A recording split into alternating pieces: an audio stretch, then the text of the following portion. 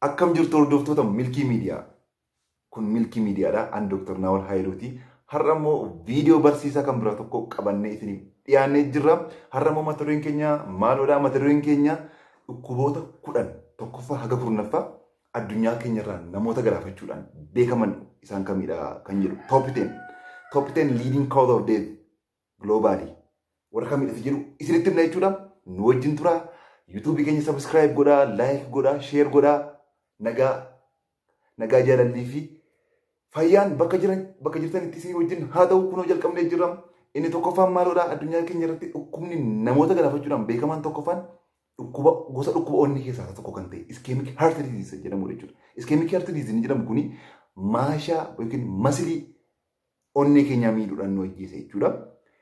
Inni isa tokkoffaadha jechuudha. Addunyaa keenya irratti bara 2000 akka lakkoofsa Awuroopaatti amma 2019tti data walitti qabame irratti hundaa'uudhaan tokkoffaan ischemic heart disease jechuudha. Dhibee onnee isa maashaa namaa miidhu. Inni lammaffaan maaloodha? Stroke isa jedhamudha jechuudha. Inni lammaffaan stroke. Stroking gosa gurguddaa lama jira. Gosoonni xixiqqoonis baay'ee jira. Hin beekne baay'een keenya yeroo baay'ee paralyze nama gochuudhaan isa beekamudha jechuudha. Stroke jechuudha. Dhibee addunyaa keenya irraa nama galaafachuudhaan inni lammaffaan jechuudha. Inni sadaffaan maaloodha? Dhibee sirna hargansuu keessaa gosa tokko. Gosoota dhibee hargansuu keessaa isa tokko kan ta'e COPD Chronic Obstructive Pulmonary Disease kan jedhamu namoota yeroo baay'ee tamboo yeroo dheeraadhaaf waggoota dheeraadhaaf tamboo waggoota 30-40 tamboo arsan irratti yeroo baay'ee kan mul'atu hundarratti hin taane isaan irratti dhufa yeroo baay'ee COPD inni jedhamu sadaffaadha jechuudha. Addunyaa keenya irratti nama galaafachuudhaan addunyaa kanarraati nama geggeessuudhaan jechuudha.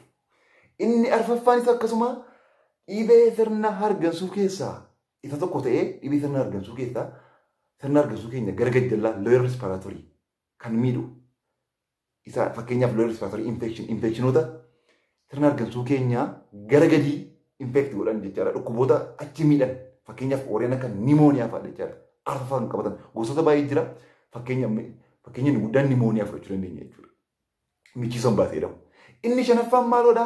Dhibeewwan daa'ima reefuu dhalatee ji'a tokko niyooniit kan jedhamu daa'ima dhalatee haga ji'a tokkotti jiru dhibeewwan isaa wajjin wal qabatan inni baay'eedha. Dhibee bal'aadha. Akka walumaa qabaatti dhibeewwan daa'ima reefuu dhalatee ji'a tokko gadi wal qabatanii addunyaa keenya irraa namoota gara rabbiitti gaggeessuudhaan shanaffaadha jechuudha. Daata shanaffaa qabataniidha jechuudha. Inni ja'affaan maaloodha? Kaanserii sombaati.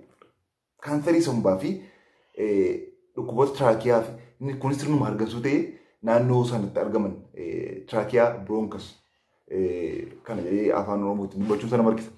Meelli kaanserii sombaa ja'affaadha jechuudha addunyaa keenya irraati gara rabbiitti nama geggeessuudhaan jechuudha. Inni torbaffaan maaloodha? Dhibeewwan dulluma yeroo baay'ee umurii wajjin dhufan fakkeenyaaf warra akka Alzheimer's disease fi dhukkuboota garaagaraa isaan meeqaffaa qabataniiru jechuudha? Torbaffaa qabataniiru jechuudha. Addunyaa keenya irraati nama ajjeesuudhaan. Kan hordofuutti jirtan milkii miidiyaadha. An Dr. Naawal Haayiluuti. YouTube keenya subscribe godhaa, like godhaa, share godhaa. Itti fufnee jirra jechuudha hordoftoota keenya. Inni 8ffaan maaloodha? Dhibeewwan diyaariyaal disease dhukkuboota garaa kaasaa wajjin wal qabatan jechuudha. Garaa kaasaan ofiisaati dhukkuba jechuu caalaa dhukkuboota garaagaraatu wantoota garaagaraatu garaa kaasaa fide jechuudha. So warri sun hundumtuu walitti qabamanii 8ffaa raankii 8ffaa qabatanii jechuudha. Namoota ajjeesuudhaan akka addunyaatti globally. Inni 9ffaan dhibee sukkaaraati jechuudha. Inni 9ffaan dhibee sukkaaraati. Dhibeen sukkaaraa akkuma beekamu xaxaawwan garaagaraa complicationii garaagaraa fiduudhaan almost qaama keenya irraa lafa inni hin miine hin jiru xaxaawwan garaagaraa san fiduudhaan baay'ee dhibee ajjeesaadha jechuudha. Baay'ee dhibee babal'achaa akka biyya keenya akka Itoophiyaattis baay'ee dhibee babal'achaa jiru jechuudha. Humnaa ol dhibee babal'achaa jirudha. Inni 10ffaaf inni dhuma maaloodha? Dhibee kalee. dhibee kaleeti jechuudha. Inni kurnaffaa inni dhumaa. Dhibeen kalees baay'ee babal'achaa kan jiru beekamaadha jechuudha. Addunyaa keenya irrattis baay'ee dhibee hamaadha jechuudha. Akka Itoophiyaatti akka biyya keenyaattis hedduu babal'achaa jiru jechuudha dhibeen kalee. So kan amma isinitti himne maalidha?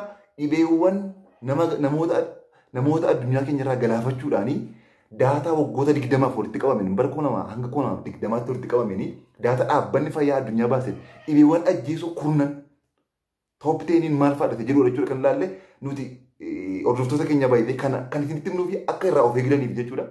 Daataa kana bartanii top 10 kan hedduu nama galaafachaa jiran warra kana ta'uun barame akka irraa of eegnuuf hubannoo uumuudhaaf jechuudha kan nuni qophii kana qopheessine. Egaa hordoftoota keenya nagaa fayyaaf jaalalli bakka jirtan maratti isinii wajjin haa ta'u. YouTube keenya subscribe godhaa, like godhaa, share godhaa. Dr. Naawolaa Hedduutii viidiyoo barsiisaa kan biraatiin ammoo walitti deebinutti nagaan turaa ulfaadhaa kabajamaa horaa bulaa deebanaa.